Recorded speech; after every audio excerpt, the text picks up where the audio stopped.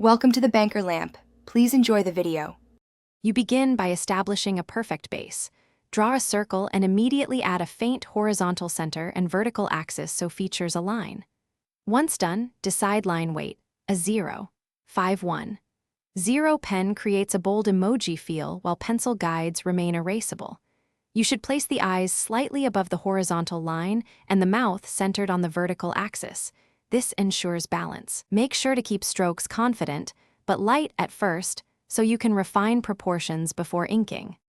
Now you draw the defining expressions. Start with the eyes, two matching shapes spaced evenly from the vertical axis so they read as joyful. Then form the mouth as a smooth, wide U with subtly raised corners. This tiny tilt is what turns neutral into happy. Once the smile feels right, add simple cheek marks or blush. These small shapes increase warmth. As you work, compare left to right and erase asymmetries, because consistent spacing and curve rhythm create a friendly, readable emoji. To finish, ink the confident lines and carefully erase sketch guides so the emoji is clean.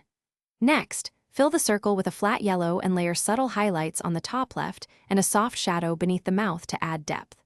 Once colored, check proportions at normal viewing size.